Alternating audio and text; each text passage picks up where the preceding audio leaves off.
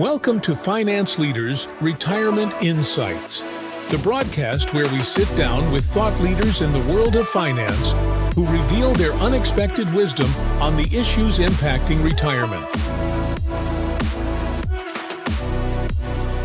Welcome to the Finance Leaders Podcast. This is the show where we highlight the stories, insights, and expertise of financial professionals who are making a lasting impact on their clients and in the industry. Today, we have the pleasure of speaking with Lindsey Lewis, a recognized leader in the financial services industry who has dedicated her career to empowering women in finance and advocating for diversity in the field. As the managing director and chair of the American College for Center for Women and in Financial Services, Lindsey is in the forefront of research and initiatives that drive industry transformation. Lindsey, welcome to the show. Thank you so much for having me, Daniel. I'm excited to be here and to share with your audience.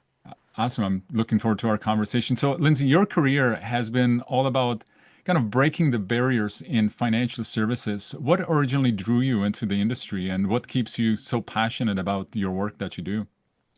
Yeah, it's fascinating. I am a byproduct of my dad was a life insurance agent and my mom was an accountant. And I grew up actually really in athletics. And so I thought I was going to become a doctor. And then I did my first business case of how long it would take me to go through school and how much it would cost. And I knew that I wanted to be a parent. And so like the timeline of having children. And then I decided that was not the best business plan for me long term, which then led me to going to school originally for accounting, and discovered my university had a personal financial planning program where we took the CFP registered program during our undergrad, so you can sit for the CFP exam your senior year of college. What drew me to the program initially was that it had 100% job placement, and I knew getting a job was really important to me. And so that is what drew me into the industry, even though having my parents the way that they were, I was like, I'm not going to do this path. And now I'm the biggest proponent for it. And what drew me into specifically working with women is that I grew up with 6 brothers and no sisters. And so anything the boys could do, I was like, I can do as well. And so that's really kind of the mentality and mantra that I've held and keep holding today as I progress through the industry. Yeah. Oh, that's a great story. I always tell. I think it was Mike Tyson, the great, I call him the 21st century philosopher. Everybody's got a plan until they get, punched in the face. Punch in the face. So from that perspective, we all think we're going to go and do these things. So like, my story is 10 years ago, I wanted to burn the financial industry down. We were joking before we started that I'm a recovering CFP. You said you're kind of a recovering advisor. And I didn't want anything to do with it. Here, 10 years later, I find myself helping financial advisors and being back in the financial industry. So it's kind of quite interesting. Now, you've held a lot of leadership roles, built communities, and launched an initiative like the Women Working for Wealth. What's been the most rewarding part of the journey so far for you? Yeah, it's been very fascinating going through this journey. I originally started in the women's space specifically 7 or 8 years ago. I'm really deeply involved with my alma mater. I grew up in the state of Utah. There weren't a ton of income producing women at the time outside of the home. And so I grew up in a household which was actually part of atypical, where my mom was the breadwinner in our household. And so I witnessed so many women experience financial distress because of the 3 Ds: divorce, disability, and death. And I just wanted to showcase to these young women that you can be a mom and be in the financial services profession or entrepreneurship or whatever, what have you. So I started my path of empowering young women at my alma mater. I'm in my 7th year of hosting an event on campus for young women and women interested in entrepreneurship and leadership and finance, and really wanted to showcase that you can do it. One, there's the old adage, like, if you can see it, you can be it. I like to say, if you can see her, you can be her. And so really showing these young women and women someone who is 1 or 2 steps ahead of them, because I've gone to events and they bring in this high caliber CEO woman or diverse person, in front of the audience and you ask like, how do I get my first job? And they give you some broad answer, not like tactical. And so that was my inception of getting into the women's specific space. Also with my lived experience of going into the profession very young and as a woman, right? So I had many obstacles and barriers and also many opportunities. There are a number of clients and folks that were like, this is absolutely amazing. Let's do this. I would just say there's still some stigma in pop culture and biases that exist. And so I did feel some resistance with clients and partners, et cetera. So really wanted to focus on building a community that would foster open dialogue for these women to have conversations. So fast forward, like we joke, I'm a recovering advisor. So I worked at an RIA for a number of years and then a broker dealer before coming to the American College of Financial Services, where I help and champion the Center for Women in Financial Services. And I came here with the idea to help promote, uplift, and advocate for women. And when you look at the statistics of the number of women who are CFP holders, let's say, for the last 2 decades, it's around 23%, maybe 25%. So it really hasn't changed in 2 decades, despite all of these valiant efforts, more, awareness, more perception of the industry. And so really honing in on like the exact reason. With the CFP designation, I'll give them some credit. They have a very large denominator, right? There were more CFPs over the age of 70 than under the age of 30. And so until those folks retire or give up those credentials, it's really hard to see that, shift, because you'd have to overproduce, more women CFP holders in order to compensate for that. So the graduating classes and the folks that are coming in, we're seeing more gender equality as it comes to awarding CFP certificates. But that is really what brought me into this industry. And so I have beta tested and experimented with a variety of different things. The Women Working in Wealth Community Group is the college's women's organization, and we've kind of grown and expanded and made adjustments. And so now we really focus on creating micro events within other college events to foster engagement with these women. But what I have found, and this is the longest-winded answer to your question, but what I have found is even the most experienced, most talented, most highest producing women at some point in their career have thought about leaving the industry, whether that was based on a comment, biases, the difficulty of succeeding in this industry, barriers, obstacles, what have you. And if they have someone that they can, communicate with, have some cathartic moments with, and have that community aspect of it, it gives them a higher probability for staying within the industry. So that is what got me into this space and why I'm deeply passionate about getting more women into this space, because they are highly successful, right? The top traits of a financial advisor or what clients are looking for is empathy and trust. And women have the great ability to establish trust quickly and empathize with clients. 100%. I work with women advisors and I work with, men advisors, and the women are, from my perspective, more successful in certain ways because of what you just mentioned. They're a lot easier to relate because the financial business is not about finance. And I tell this to all my clients. I said, listen, it's a relationship business. If you're able to go and build a relationship, you can feel empathy for your clients, right? You're going to be able to go and get a lot further along. They're just looking to be heard, right? People want to be heard and like, hey, I've got a problem. Can you help me solve it? They're not really interested about, can I get a better rate of return? Can I, save something here by that much? I'm not saying that that's not important, but it's not the number one thing. A lot of people just want to make sure that they know that their problems are going to be taken care of. And I personally believe that women, again, they're more built towards that, and they're, it's easier for them than for a lot of men. And I do agree with you that the financial business has been kind of like the the boys club, right? Kind of a thing. And I think it is changing, from that perspective. And I think having leaders like yourself, and you definitely are leading. I mean, you've been recognized with so many awards, including the InvestmentNews Female Trailblazer of the Year.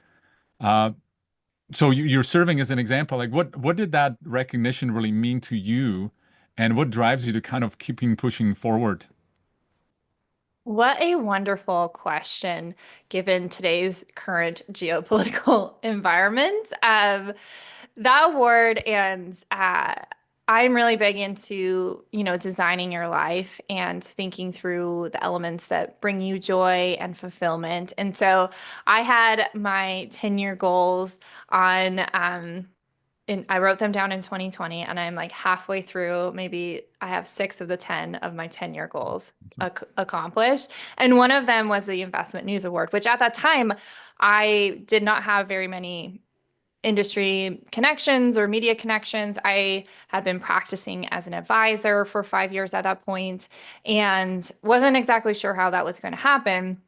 And I really just like put my head down and did the work. And I probably have communicated with hundreds of women about their career journeys. I keep my calendar open for career changers, women within the industry, people exploring what financial services looks like as a gateway to information. And so being a trailblazer in this sense with Investment News, I have my full-time role and partnership with the American College, and recently launched a company called Catalyst with 2 co-founders, Alana Phillips and Ayanna Harris.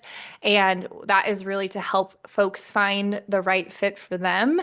There are so many different types of financial institutions, ways to plan for clients, ways to give advice, ways to sell insurance. There's just like a big variety.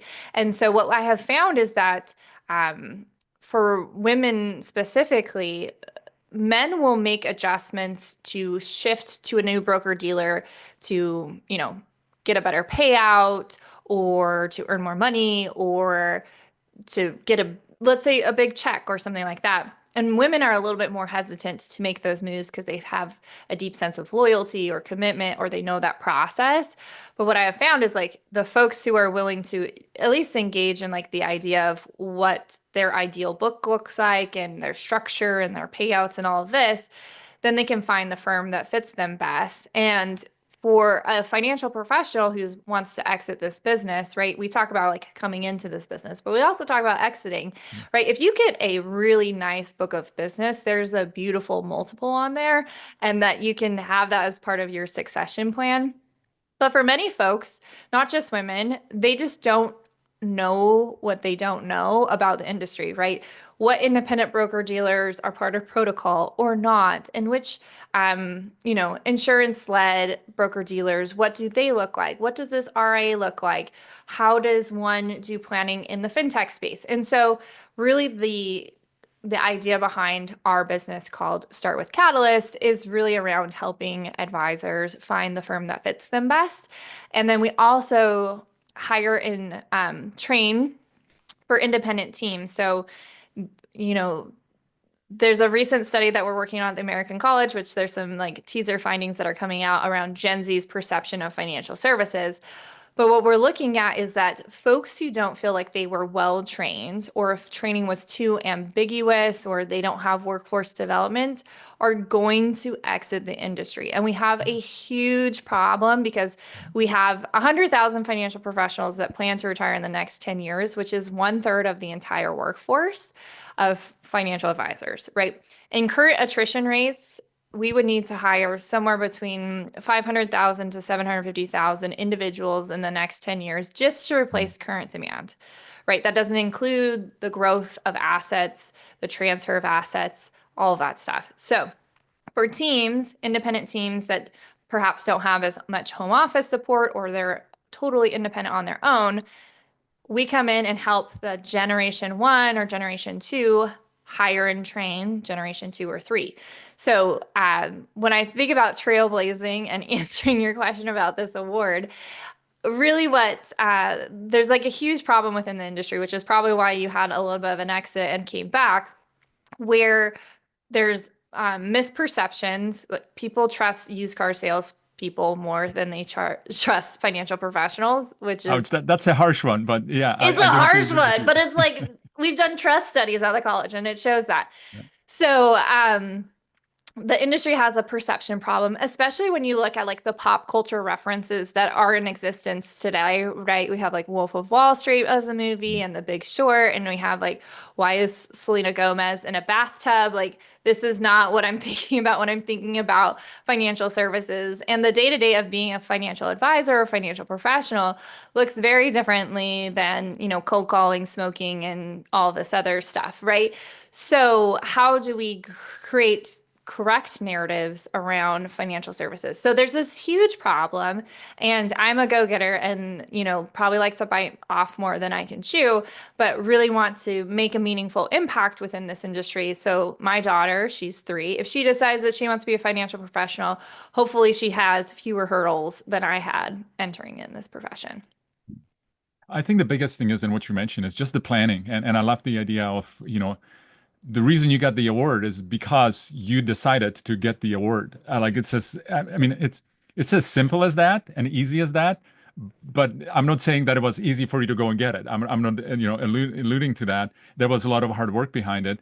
And I think part of that really comes in from the perspective. I mean, you were a pole vaulter and you in college earning silver medals.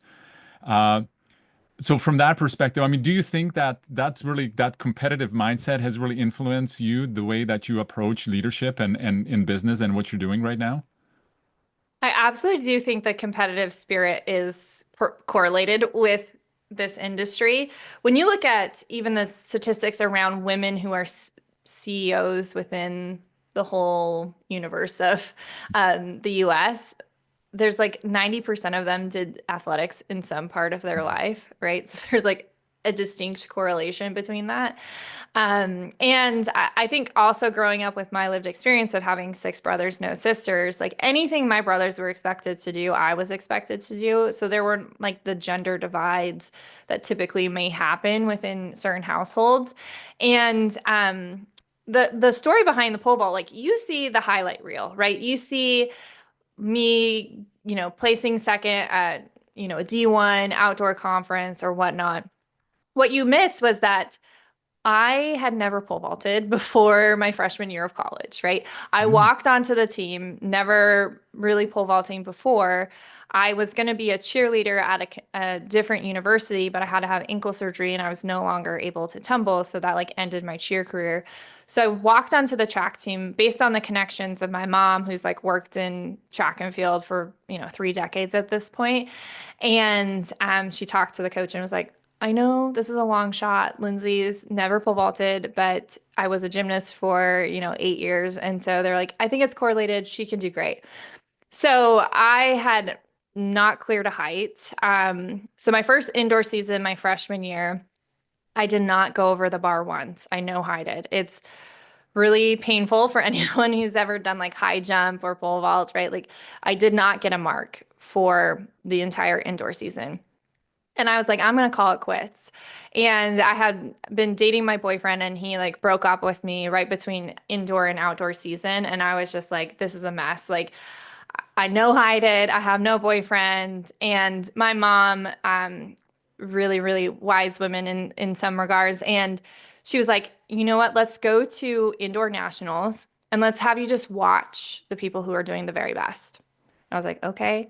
So I went to indoor nationals, watched the people who were performing at the highest level. And my first outdoor season was the first height that I ever got, which was the next meet.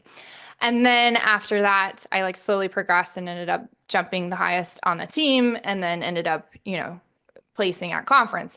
But like you just see like a medal. You don't see that I literally cried to my mom for 6 hours in Idaho because I didn't make a height, right? And I think that's what's happening when I draw a parallel to financial services is that you might see someone who has 100 million assets under management, but you didn't see them when they had 5 million assets under management and they're crying in a bathroom stall in the middle of Idaho, right? And so that is the reason why I'm deeply passionate of building community with women and underrepresented groups so that they can have those conversations. I was on a phone call with someone yesterday and she's interested in joining the mastermind that I host. And she was like, well, I just don't want to like step on anyone's toes. And I'm like, we are, manifesting differently. We like the tagline we use is not business as usual, right?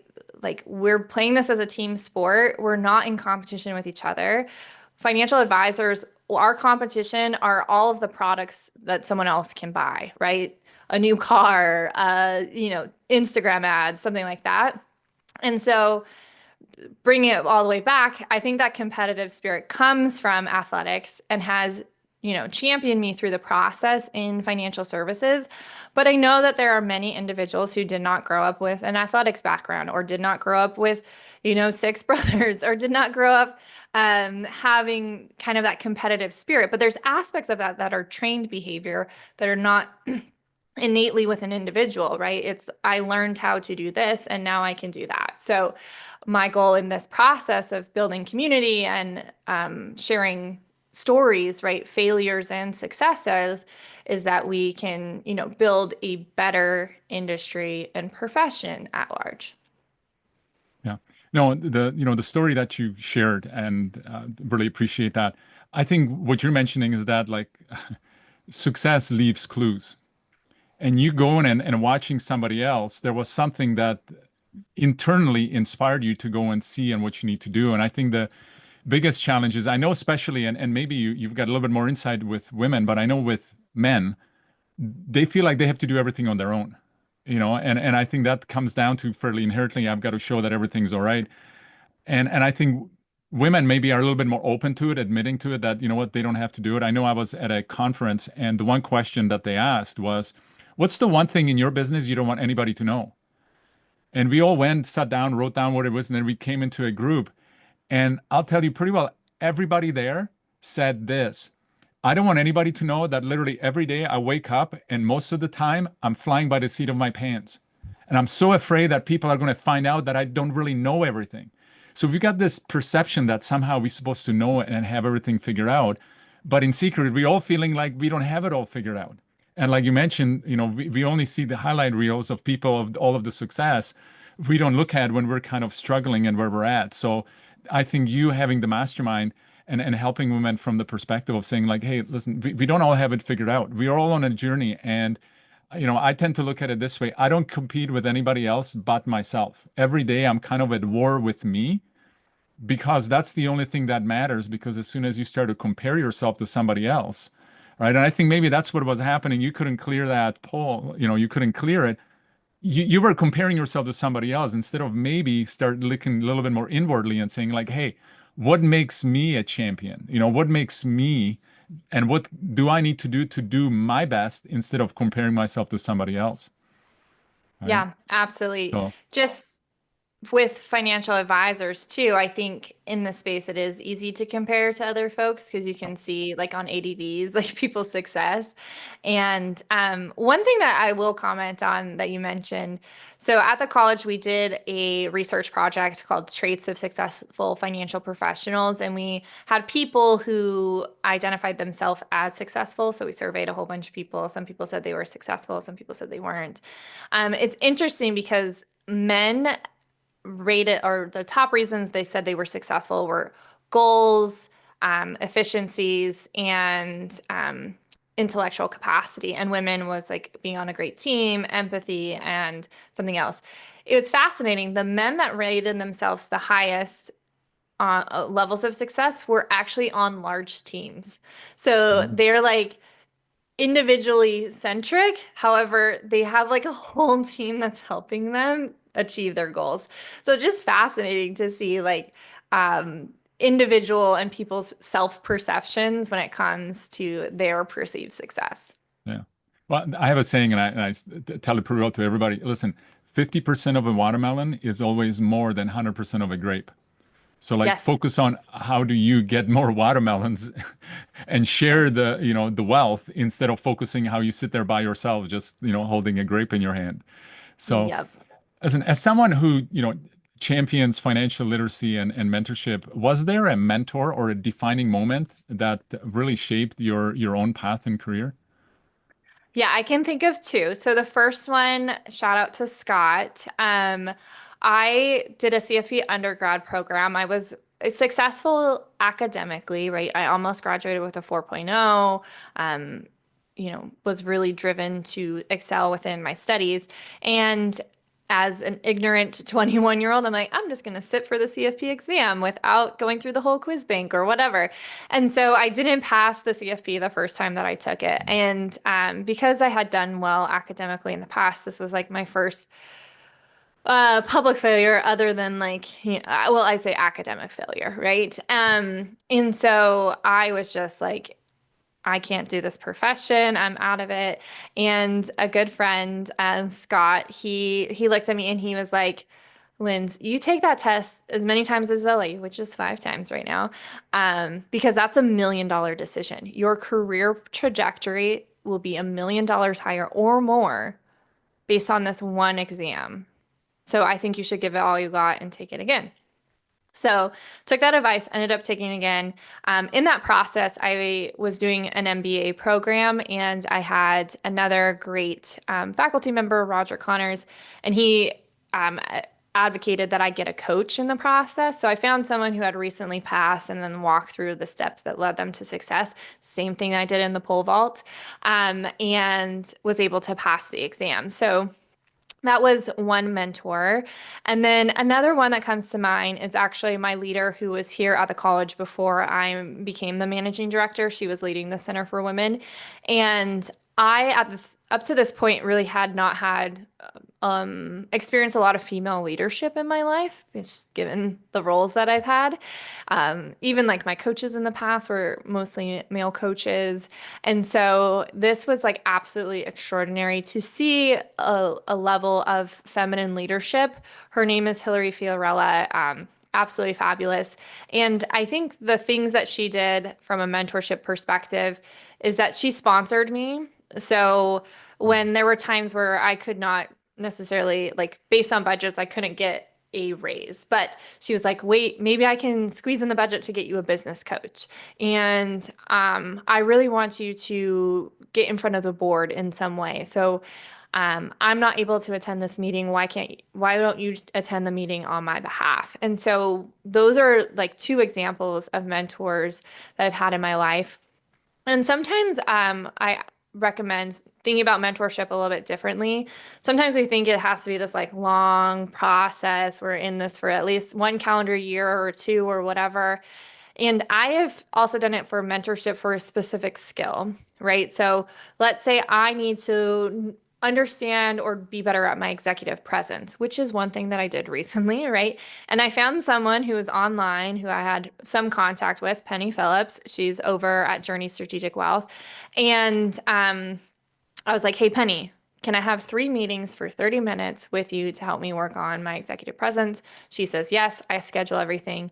And then after that period of time, we can continue on. We're good friends now, but it's the formality of that mentorship process is smaller. And so if I want to be a mentee to someone, sometimes it can be leveling up just based on one skill. And sometimes mentorship could be like 1 or 2 times meeting an individual. So I like to like rethink what that looks like. But shout out to those folks who had helped me along the process. Oh, And I that's hope great. that I I think could what you do the mentioned, same. yeah, I think what you're mentioning is really being intentional about things. I think that's really what it comes down to. And I think the biggest challenge is with a lot of the advisors that, and including myself, is that there are so many opportunities, there are so many different ways of doing things that I see advisors kind of running in too many directions. And again, they're working against themselves instead of like, hey, what is the thing that I really need to focus on? What's that one thing? Or, no, what is that one thing? Because I always tell people, listen, you've got, if you watch a puppy chasing 2 rabbits, it's going to go hungry because it tries to catch both. It's like, Right. no, focus on focus on one thing. And what's that one thing that you need to do? And be really intentional about it and make that decision and make the time for it. You're bringing it back to CFP and I'm reflecting back to me. I pretty well took a year off. I didn't go to family events because I studied for that exam. And I did pass it on the first time. And there was only like 30% passing grade for the, first time. So it is quite, a difficult exam to go and pass. But that was a great advice that you received because it's like, listen, if we just go and fail at something the first time, all of us right now as kids, if we did that when we were learning how to walk, we all be crawling around probably. Maybe not even crawling. We just lay there and scream, Right. So I think it's just having that determination. Now, you've built your career around helping women pretty well to take control of their financial futures. What do you think are the biggest barriers for women, that they face when it comes to wealth and, financial decision making? Yeah, one thing that comes to mind initially is that women abdicate financial responsibility to someone else, but over 90% of women will be the financial decision maker in their, like for themselves in their lifetime. And so abdicating that responsibility to someone else is like at some point you're going to have to know how to do it. And I think an example I have is I had a client and she and her spouse got divorced in their 80s, which I'm like should be illegal. Like people, this, gray and silver divorce is really common right now. And so she didn't even know how to log on to a computer, let alone understand an investment portfolio. And so what we see is like frequently like individuals, women have a lot on their plate, right? And so they're abdicating financial responsibility to a spouse or a partner or to no plan, because they just don't have the time, talents, or expertise. Right now in the financial services landscape, there are quality financial planners or robo-advisors or, ways to get financial plans at really cost-effective ways. And so making sure that they understand their own financial picture. Also, it's very fascinating when you go back to the inception of women in financial services. So there's this excellent book called Ladies of the Ticker, which goes through like women's inception into the stock market. Kaylee Rank, Dr. Kaylee Rank, she's one of my colleagues. She recommended this book. And it's really fascinating because it goes back hundreds of years because frequently you'll hear that women are more risk adverse and, Sally Krawcheck says like women are more risk aware, but your risk tolerance and lived experiences often can come from like generational beliefs, right? Like what your parents believed and what their parents believed and how that was passed down because your money scripts and your money narratives are developing before age 7. And so when you read this book, Ladies of the Ticker, when you look at, 100 years ago, 200 years ago, you would have a male heir and a female heiress. And the stockbroker, which typically at the time was a male, would invest the male heir into more equities and less bonds, and the female heiress in like a laddered bond strategy. So making her more conservative just based on the investments that she was placed in. And so I think for women, it really is learning and becoming more educated around risk at large. When you look at the statistics of how long women will live, right? If you and your spouse are both alive today at age 65, there's a 50% chance that one of you is living till age 90. And historically women have had longer longevity and they have on average like 2/3 the amount of male colleagues at retirement. So you have less money, you're going to live longer and you're going to take on less risk and you're going to abdicate that financial responsibility to another party. Like all of those things are what are leading to, financial desperation for these women. And that's what I think is the great value add for financial professionals, male, female, non-binary, is to continue down the path of educating women through this process so that they understand and learn how to mitigate risk and perhaps understand their investment risk tolerance with a new level of appreciation. And, once you become more educated around how investments work in the stock market and risk and return over a long period of time, typically women are more willing to take on risk. So at the college, we do a research study called the Retirement Income Literacy Survey, which both men and women both fail at understanding retirement income. Women fail at a little bit higher percentage on this quiz. However, a lot of those women are abdicating to their male partners if they're in a hetero couple. And the male is also failing, right? Like they don't know what they're doing, as well. But what's interesting when we dive deeper into the data is that women, once they have a financial advisor, they are significantly more willing to take on additional risk. So not saying that they're jumping from like a very, very conservative portfolio to a very aggressive portfolio, but they're willing to notch up their investment risk level a little bit just based on having a conversation with a financial professional. So The biggest value add, especially for women today, is one, to as a woman, or if you have women in your life, which everyone probably does at in some capacity, right? Is that remind them that they cannot fully abdicate their financial responsibility. One. Two is to get more aware of their risk across the board. And three is partnering with a financial professional or someone who can help shape your plan moving forward. Yeah, I mean, you bring a good point. I think the saying is that, what, man's not a financial plan. I don't know where I've heard that the first time, but I've definitely used that line. where it really needs to be, you know, women needs to go and understand that, yeah, if something happens, and you mentioned kind of the 3Ds where you kind of went through that, so that has to be there. So, is there a specific advice that, and, focusing more, and you were mentioning that you want to help kind of young women, that you would want to help them who wants to build a career in the, in the industry? What kind of would be the advice that you would give them?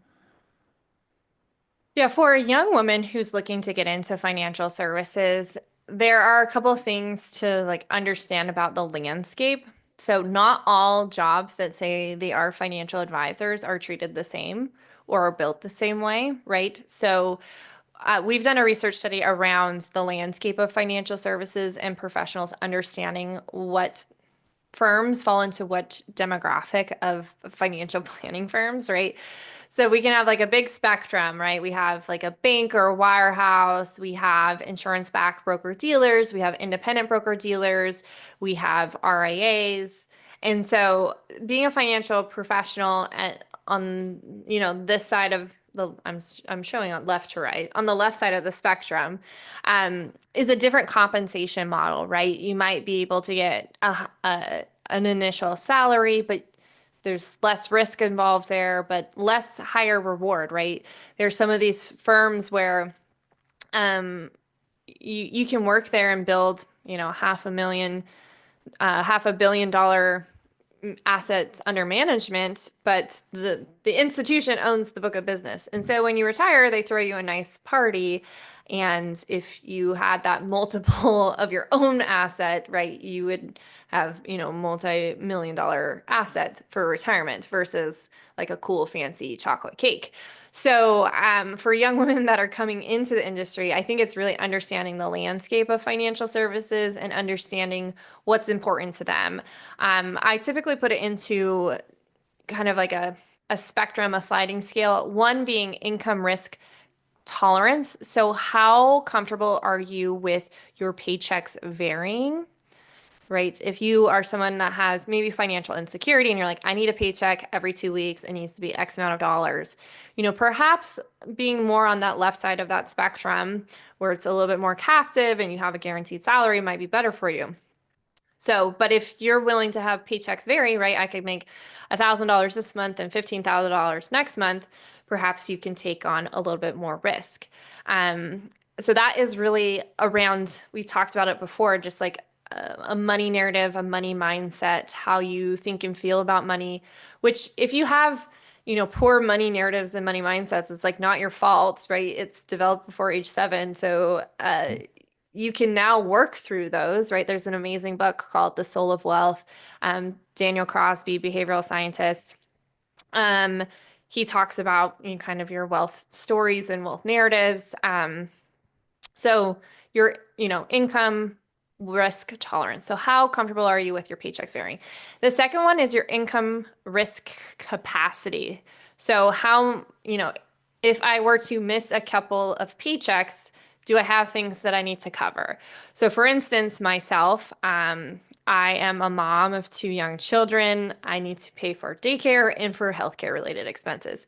So I have less income risk capacity than my younger brother who lives at home with my parents, right?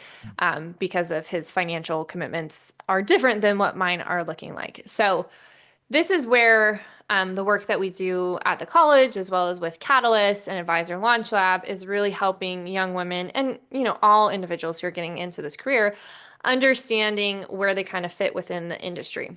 However, where you first start might not be where you end up long term. So it really is like being intentional, like we talked about, designing your life, being intentional, writing down goals and values, right? I might start on that spectrum, going left to right, on the left side of that spectrum, and eventually have more income risk tolerance or have more income risk capacity, and I want to go to more independence. But you need to understand, if I set up my book of business somewhere and they're not part of protocol and I can't take my clients with me, like I might be starting from scratch. So it's just like understanding those nuances. And through the research we did at the American College, we surveyed new individuals and people who have been in the industry for a long time. And most folks can't like identify specific firms that are in those specific buckets of like, this is an RA and this is a broker dealer and this is an independent broker dealer and this is a wirehouse. Like there's some that they get right, but there's some that they're like, I'm still kind of confused. And then there's just so many little nuances. So like not all positions that say they are a financial advisor are treated the same. And so that's part of the education and the community part that I am really focused on, is making sure people have, better decision making going in, which is like my sales process as a financial advisor was always like education first, right? Like I'll educate you. These are your options. This is what you want to do. This is how you would implement. I would love to work with you, but if you don't want to work with me, just find someone that you can trust and has competencies, and here you go. So same thing with finding a career within financial services. It really is like understanding that not all jobs are treated the same. Yeah. Yeah, I think you bring out a very important point from the perspective. Like when I started, I was basically recruited into the industry right out of college, didn't really fully understand it. And it has been through, going to date myself here, over the last 30 years, just trying to figure out a lot of things on my own, learning different things. So it's great that you're really offering, kind of the resources and helping people. I think what I'm hearing you say, and tell me if I'm correct on this, the biggest thing that you're kind of advocating is just understand that you can learn more before you need to make decisions. Go and really speak to somebody else that already has the experience, or somebody that can help you to really get a full understanding. Because yeah, it is confusing. It's kind of often I feel in the industry, and that was part of the reasons why I kind of got out. The whole industry is kind of built on this whole premise: go speak to clients, confuse them as much as you can, and sell them something. That's kind of what I felt like the industry was all about when I was in it. And it's like, I don't want to do that anymore. But I think on the flip side of it, when an advisor's coming in, or somebody that wants to be an advisor coming into the industry, they're kind of doing the same thing. It is very confusing because there are so many different structures and so many different ways of setting up your business and different business models. And it all really depends on what you want. And I think what a lot of the companies and that are there, I think there is a lot of companies where it's like, if the advisor comes in, they can start their career there, but they might not want to end their career there. They can learn because they're structured in a way where the advisor can go and learn what and how to do things, get a lot of training.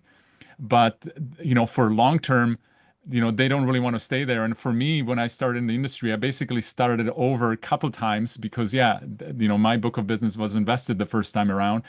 And I didn't really fully understand what that meant until I decided to leave. And it's like, oh, hold on. I'm glad it was only about a year and a half later. But I know there was advisors that it's like when I speak to them, they feel like, they're kind of got, I don't know if I call it, handcuffs on. I wouldn't call it golden handcuffs because they're like kind of like I can't move because they built such a book of business. And for them to start over, it still makes sense, I personally believe, because the freedom and everything you can do, but it makes it very difficult to make that decision to be able to leave. Absolutely. Yeah. And it's really about understanding on the front end. Same, I think financial planning has evolved. Hopefully we're not just scaring clients now, but same for like getting into the industry, like you mentioned. It's like someone who had a booth at a career fair that you were at in college is the reason why you like started in a role, but doesn't necessarily mean that it's the right role for you long term.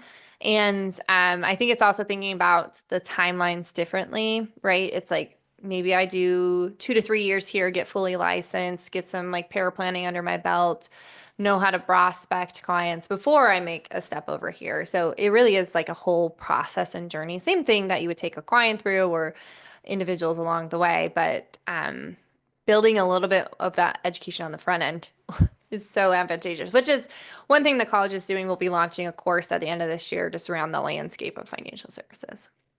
Yeah, no, that would be great. I think what it comes down to is advisors or somebody looking into the business, they need to realize there are many different options and they don't have to make the decision right away. And I think a lot of people kind of just join because they want to get things done and done.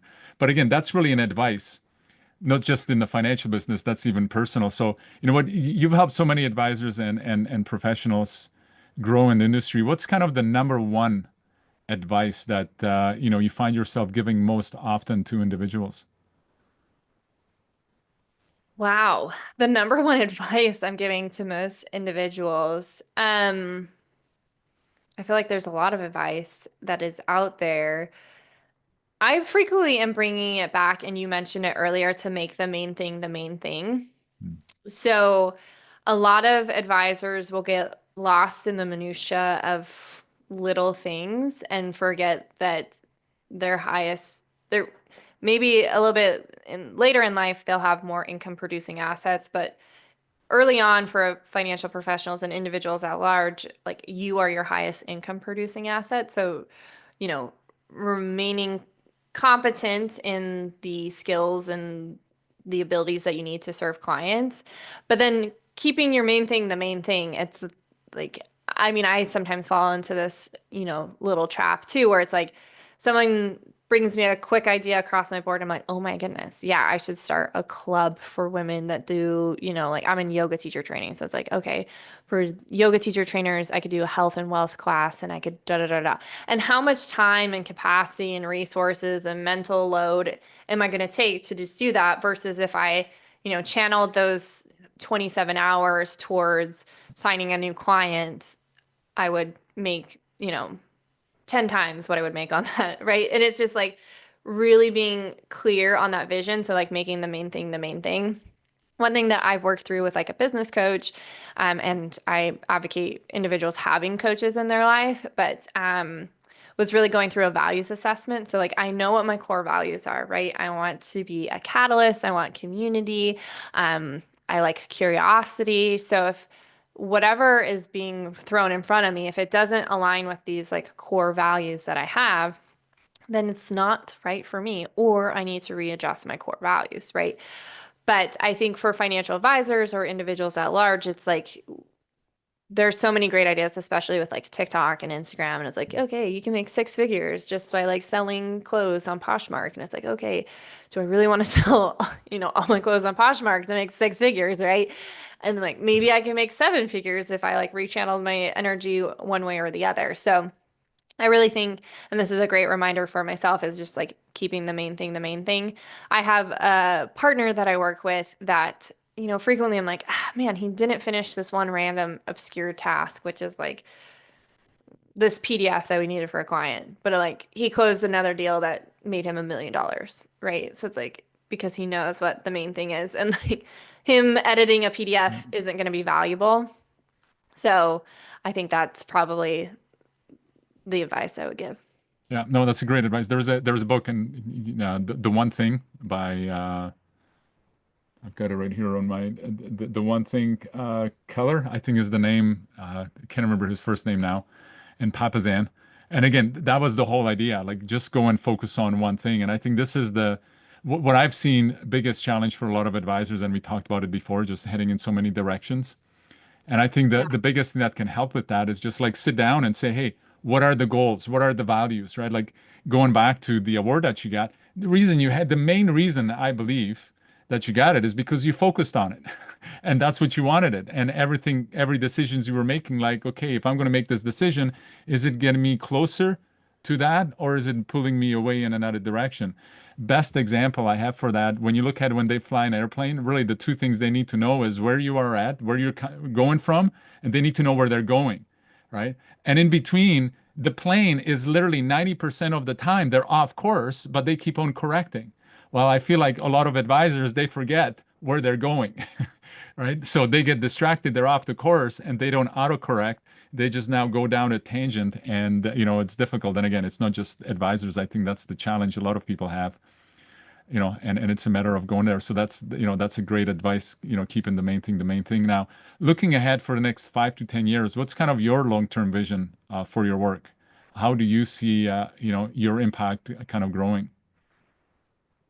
Such a wonderful question. And I think it's interesting because I've done this like each year I do like a goal planning session at the beginning of the new year. And then quarterly, I'm doing like personal development check-ins.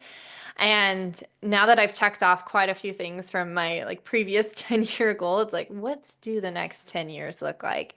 Um, I like to joke that I'm a recovering advisor, and I'm pretty sure I'm going to relapse. So I definitely think in the next 10 years, I want to buy a practice or be a part of a practice.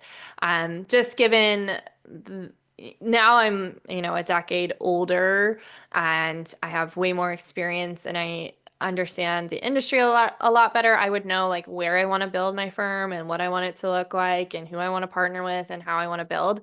So that's one thing that is on the roadmap. And then continue the work with the American College and with Catalyst, but helping folks find the right fit for them and to make it a better profession at large. Uh, it is really a great industry and profession to be in across the board, but especially for women and underrepresented groups where you will have the ability to create more generational wealth. You can take care of yourself, you can take care of your family. I think one thing that was super appealing around the personal financial planning program that I did for my undergrad was everything I learned in class was applicable to my life, right? Like, how many times have I used the Pythagorean theorem in the last decade? Zero. How many times have I used the tax planning course? I've used it 10 times, right? Like every time I'm filing my taxes or more, right? As I'm doing tax planning sessions, as I'm working with clients, right? So that's why I think this industry is so beautiful. And one thing that I really want to focus on moving forward is inviting folks from other industries into the industry. So there are a number of individuals that want to leave healthcare, primary education or education in general, or let's say real estate. And individuals in those spaces, they have the skill set to be financial professionals, right? They've done education, they've done licensure, they have a natural network, they are service oriented. Those fields primarily are like female dominated, right? So if we can pull folks from parallel industries, healthcare, education, real estate, et cetera, then they, when they can be successful in this industry, we can, help with the growth of the industry, the cliff and the climb that we have, right? We have a lot of people that are leaving, a lot of people we need to hire. And so when I think of the next 10 years, I'll probably relapse, and become a financial advisor again. Really want to help folks find the right fit for them and then really look at parallel industries that could come over to the profession and continue the work. I think we mentioned at the top of this, in the current geopolitical environment, I think we've for the last number of years, we've had a lot of tailwinds. Now we have a lot of headwinds, and it's like, how are we going to steer this ship so that we can continue moving forward? With the rollback of, different rulings and executive orders that are in place, right? It's like, what does the future look like? And some days I am fatigued and I'm tired, and I'm like, why do we keep going at it? And then even yesterday, I received a very nice text message from a friend that was like, your efforts really do matter. Like, keep going. And that is what is so important around this community aspect and, having people in your life to help and uplift you. And part of one thing that I think about is I call it becoming a village architect. So building community in a modern world and really looking for folks for all dimensions of your life, right? So I have 9 dimensions. I won't remember them all because I had to take all my sticky notes down, but have someone who can help you occupationally, financially, emotionally, environmentally, socially, with fun, with physical.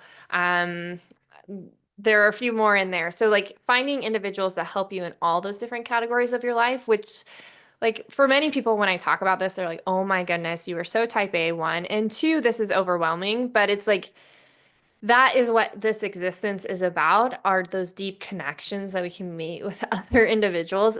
The same thing with clients, like they're multifaceted, like their financial picture is just like one teeny sleeve of their entire life. And so you as an individual, as a financial professional, as you're advising clients, male, female, non-binary, just noting all the dimensions of their life, and then internally looking at yourself and looking at all the dimensions of your life. So, long-winded answer to your question. In 10 years, I'll probably relapse and buy a firm. I will continue to help people navigate the industry at large. Really want to bring folks in from other aspects or other professions. And then really this idea of becoming a village architect and building community in a virtual world. Yeah. Well, I do agree with you. You're kind of talking about being a village architect. I think personally, I believe that kind of the advisors moving into the future and looking at, what they need to be thinking about, it's all about your network, because all of the money, I think now and in the future, especially the wealthy individuals, and again, it's, I don't want to put a stigma that advisors only want to work with wealthy individuals, but a lot of that money, it does move within a network, right? It moves between people. And if you focus on building kind of that network, building that strategy, it's a really great way to go in and doing that. And I think with the experience and everything that you have, going back and being an advisor will be a great asset for, either the firm you're going to work with, or if you're going to go on your own and doing it, like, building your own firm, because of all of the experiences that you've had. And again, it's all about building relationships and building that network. So, one of the things, if I can give you an advice, start thinking about, if that's the goal, start building the network. Say, who do I need to connect with? How do I do that? Because you now have an advantage of not having that pressure. I think the reason a lot of advisors often struggle is because they're thinking about, how do I get that person to become my client, instead of thinking about, how can I become the biggest asset for this client so I can help them with their assets, Yes. right? So, listen, Lindsey, this has been a great conversation for our listeners who want to connect with you and follow your work. What's kind of the best way for them to reach out and connect with you? Absolutely. So on LinkedIn, you can follow me, Lindsey Lewis, and we'll have some credentials after that. So connect with me, send me a message, send me a note. I would love to have conversations with you. On other social media platforms, my handle is Influencing Finance, so you can find that on X and TikTok and Instagram. You can also take a look at theamericancollege.edu and start with catalyst.com. So try to be available out there, but LinkedIn's probably going to be your best source to start out with. Okay, that's great. Lindsey, this has been an incredible conversation. Your leadership, and I've really felt the passion that you have for empowering women in finance has been really great. And the vision that you have for the industry's future, are truly inspiring. So thank you for sharing your insights today. And for our listeners, thank you for tuning in. If you enjoyed this episode, don't forget to subscribe to Finance Leaders Podcast for more conversations with top industry professionals. Until next time, take care and keep building your financial future with confidence. Thanks for joining us on this episode of Finance Leaders Retirement Insights.